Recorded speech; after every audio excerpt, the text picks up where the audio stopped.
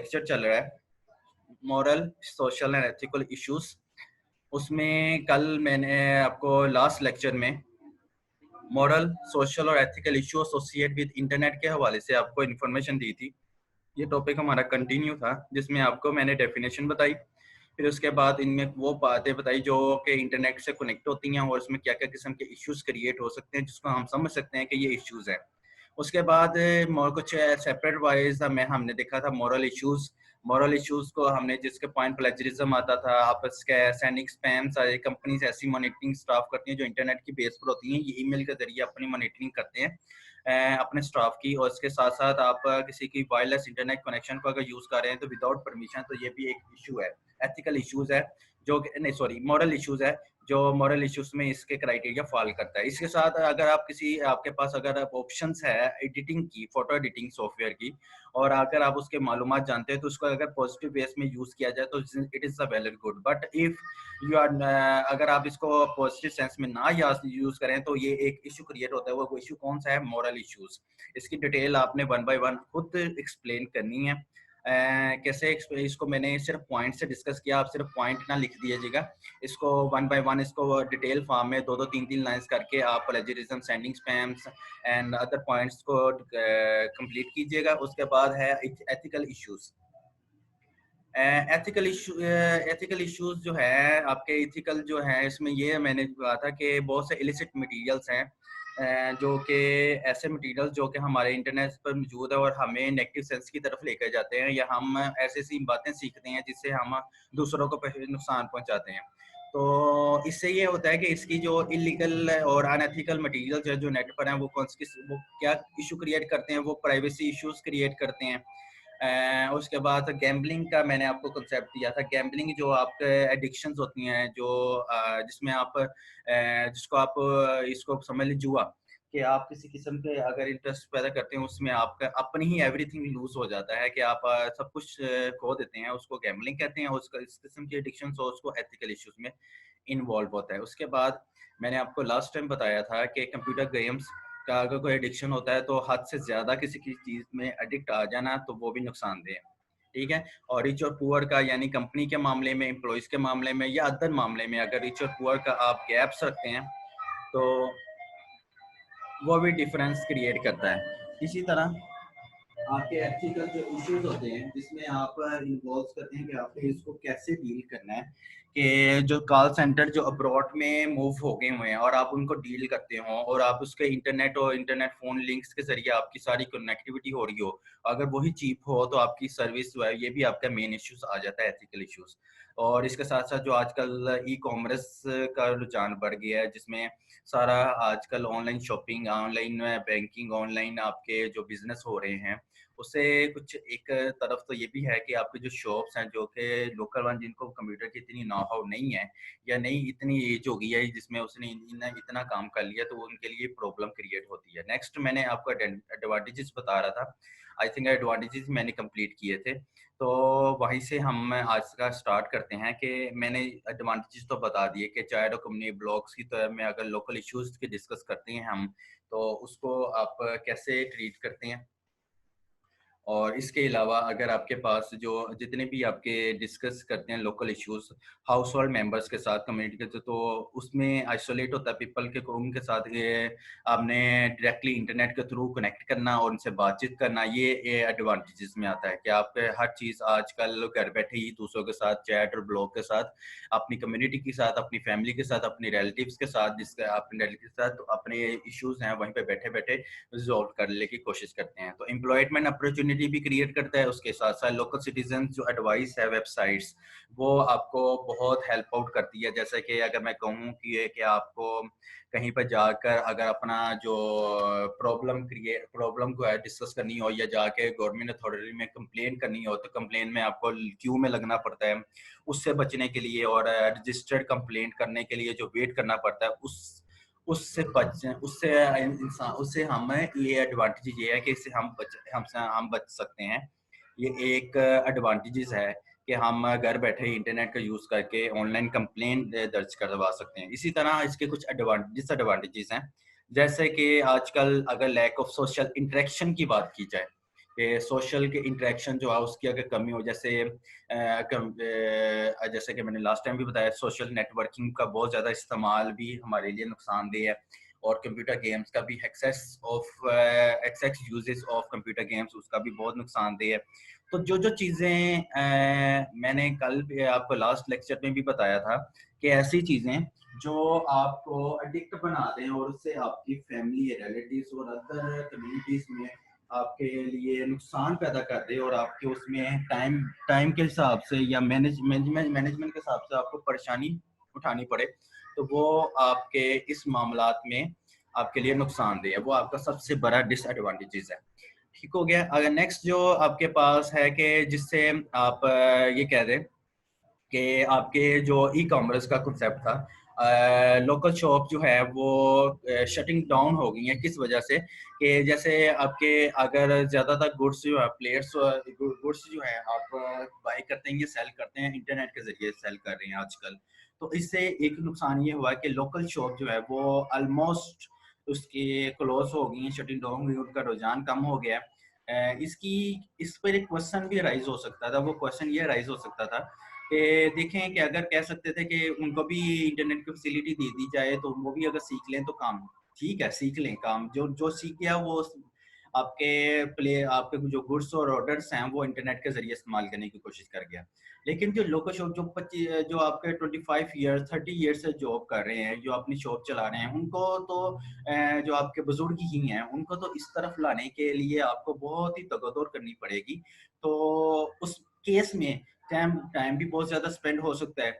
उस केस में time spend होने की वजह से शायद हो सकता है कि उनको कुछ ना कुछ लॉस भी बियर करें। तो कहने का मतलब ये है कि ये भी एक डिसएडवांटेज में है, जिसमें हम देखते हैं कि हमारे पास क्या चीज़ इसमें ऑन कर रही होती है, जिसको हम डिसएडवांटेज और एडवांटेजेस में ले सकते हैं। अब इसके साथ कुछ ओनरशिप और कंट्रोल ऑफ द इंटरनेट अगर आए कि यानी मिसाल के तौर पर ये वो चीज़ें थे जो इश्यू हमने डिस्कस किए। अब इसका कंट्रोल या ओनरशिप के हिसाब से इंटरनेट का हम इसको कैसे कंट्रोल कर सकते हैं, क्योंकि आजकल जो है हर कोई इंटरनेट इस्तेमाल कर रहा है, पॉजिटिव वे में और नेगेटिव वे में इस्तेमाल हो रहा है। सिंपल सी बात है, इसमें दूसरी बात करने की जरूरत नहीं है।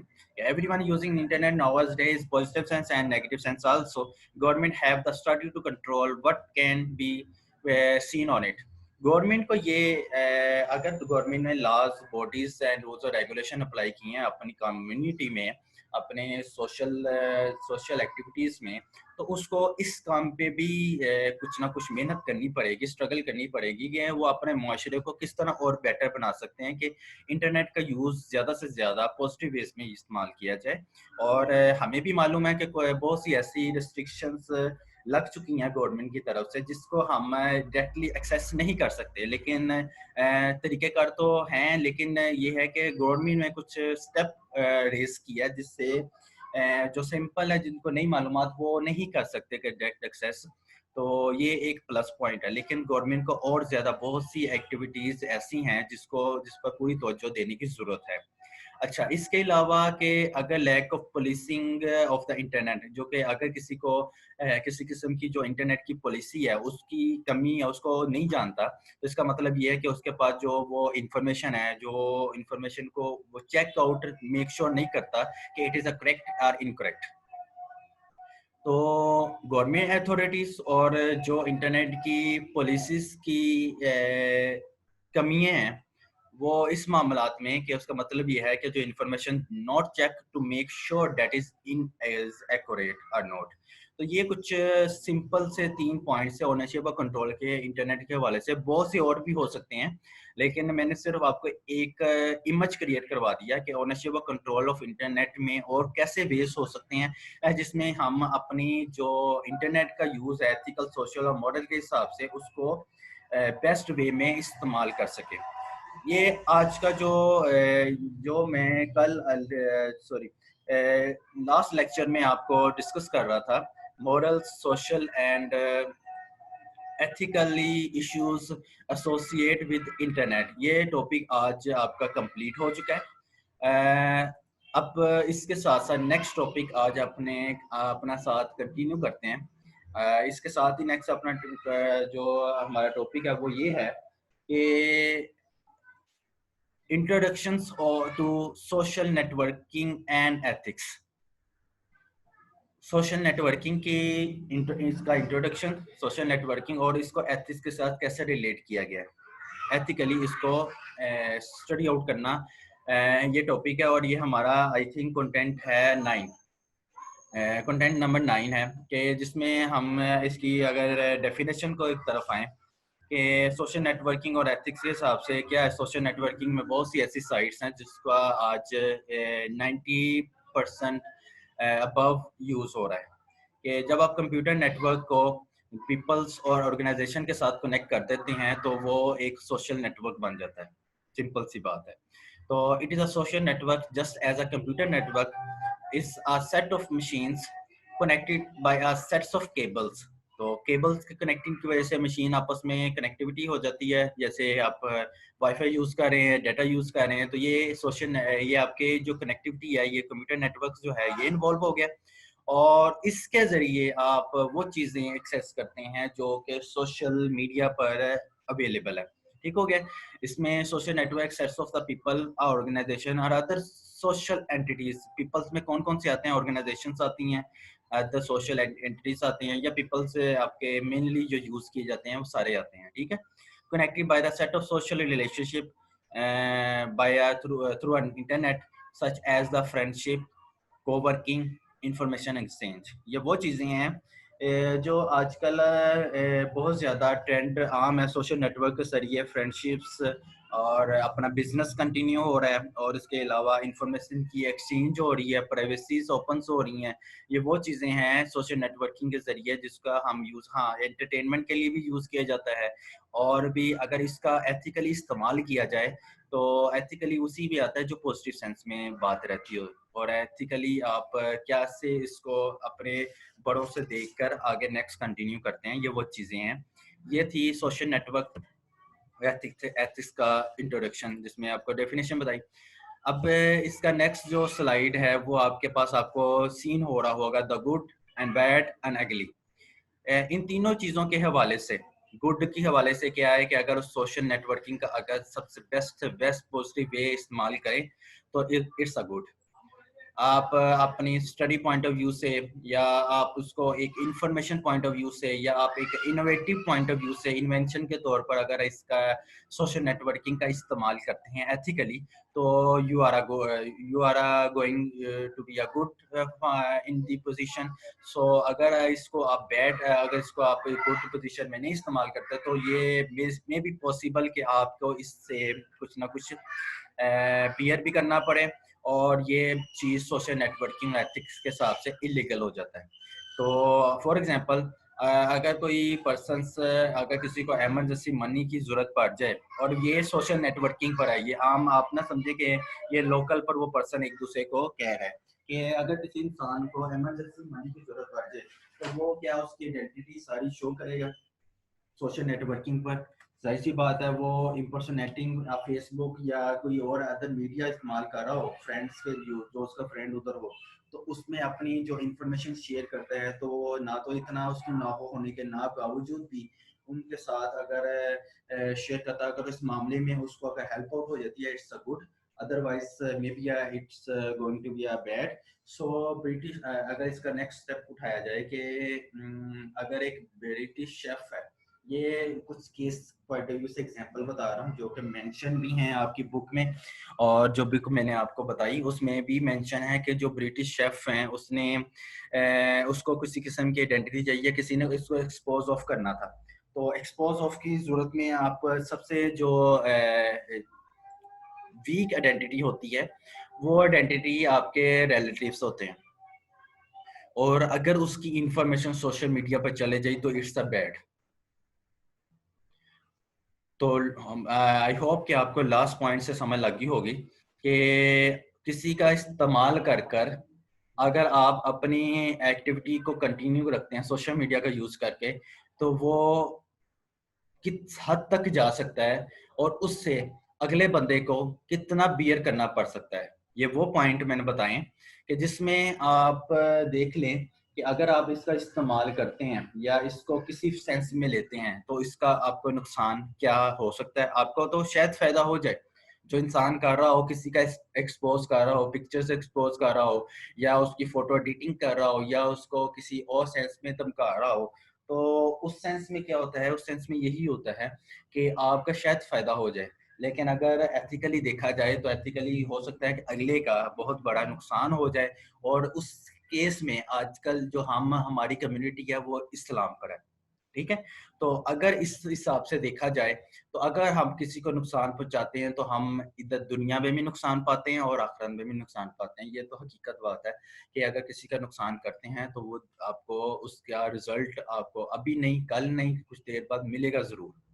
इसलिए हर एक के साथ पॉजिटिव सेंस में रहें, पॉजिटिव वे में टॉक करें और पॉजिटिव वे में उनके साथ ट्रीट करें ताकि आपके साथ भी अच्छा ट्रीट हो। जो लास्ट मैंने लेक्चर में आपको बताया था, रिस्पेक्ट दो, रिस्पेक्ट लो।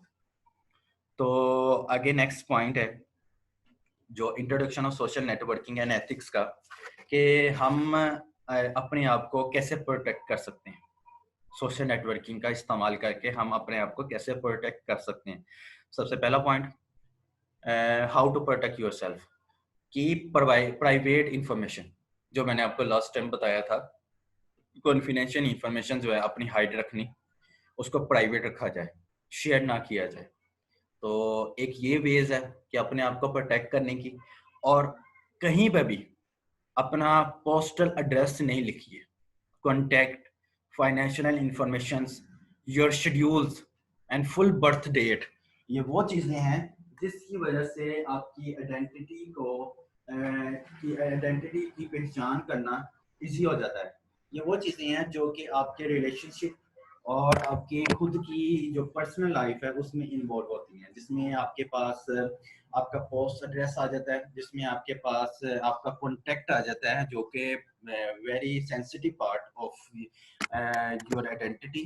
एड्रेस आपका most important, content, financial information, your schedules, full birth date. इसके अलावा ये वो चीज़ें हैं जिससे आप अपने आप को बचा सकते हैं।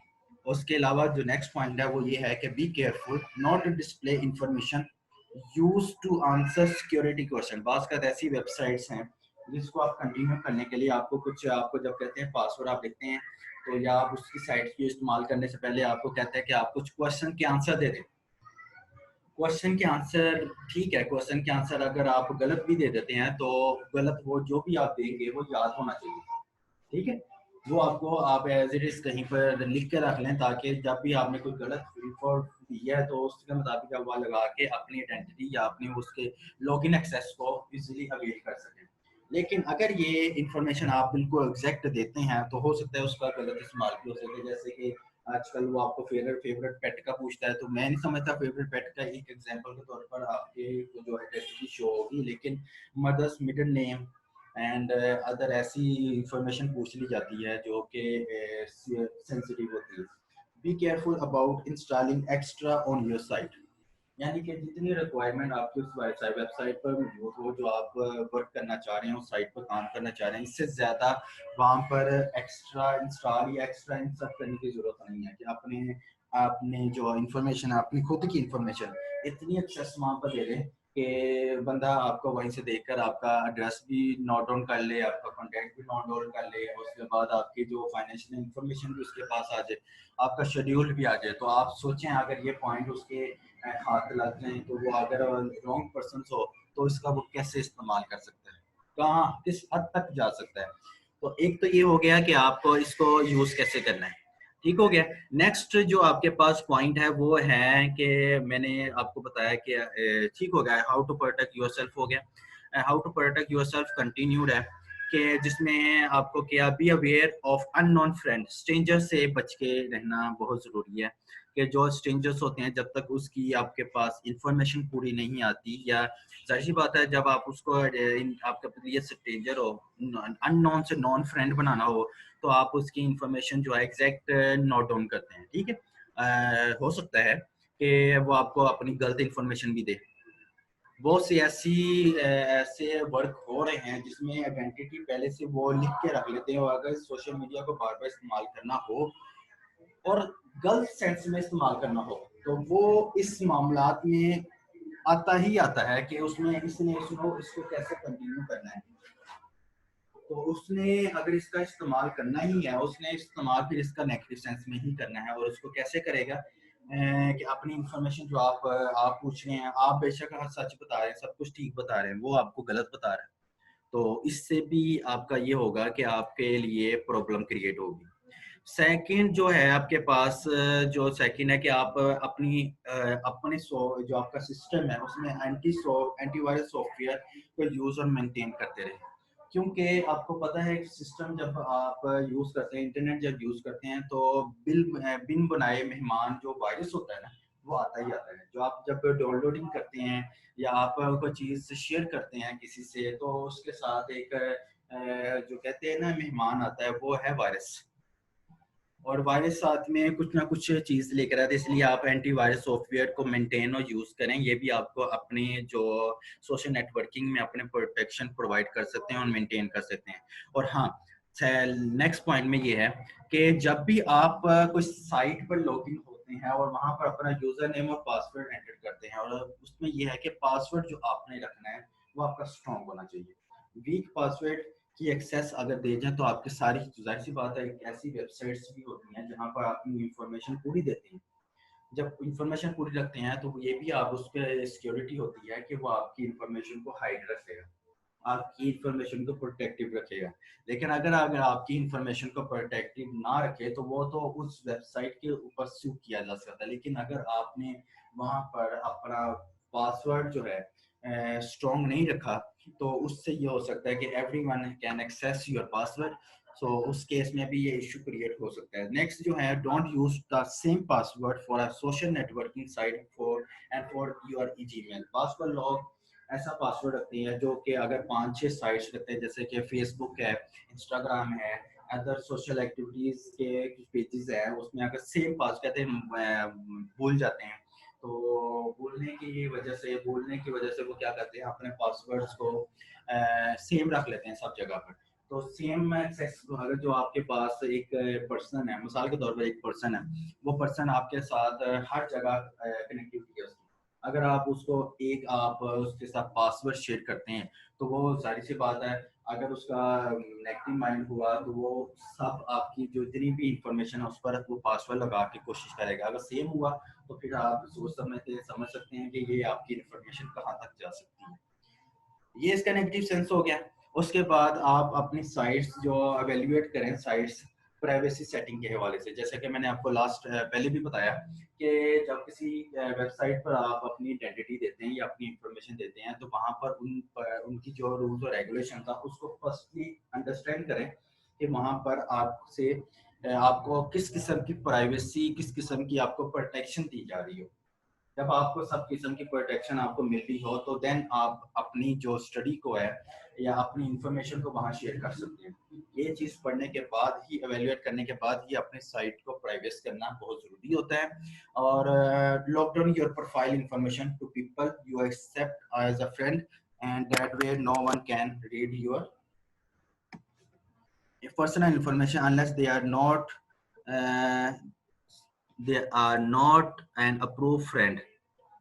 सो जो मैंने अभी आपको बताया, जिसमें आप अपनी प्रोफाइल इंफॉर्मेशन को हमेशा लॉकडाउन, आपको अगर कोई वेबसाइट आपको ऑप्शन देती है कि अपनी प्राइवेसी, अपनी पर्सनल इंफॉर्मेशन को लॉकडाउन रखें अदर पीपल्स के साथ जो कनेक्ट नहीं होते, यानी कि जो लॉगिन नहीं होते, लॉगिन से बैठ, जब बात ऐसी वेबसाइट्स भी होती हैं जैसे फूड्स वेबसाइट्स होती हैं, ये दूसरी वेबसाइट्स होती हैं, वहाँ पर लोग जो काम कर रहे होते हैं उनकी इंफॉर्मेशन होती है। अगर सिर्फ उनका नाम, उनके डेजिग्नेशन बस हो तो दैट इनफ। लेकिन अगर वहाँ पर उसका कॉन्टेक्ट नंबर भी हो, उसके घर का एड्रेस भी हो, उसके फला वेबसाइट्स नेम्स भी हों, तो फिर उसके लिए मसला हो सकता है। This are involve in a profile information to the people to you accept as a, जिसको आपने एज ए फ्रेंड एक्सेप्ट भी किया हो, डेटाबेस नॉट कैन रीड, जो आपका फ्रेंड नहीं है, ये इंफॉर्मेशन जो है उनके लिए भी लॉकडाउन हो, जो अननोन पर्सन है उनके लिए भी लॉकडाउन हो। सो अपने लास्ट जो हमारा इस टॉपिक का पॉइंट रह गया वो है how to protect your children. हम अपने बच्चों को किस तरह प्रोटेक्शन प्रोवाइड कर सकते हैं सोशल नेटवर्किंग से और एथिकली।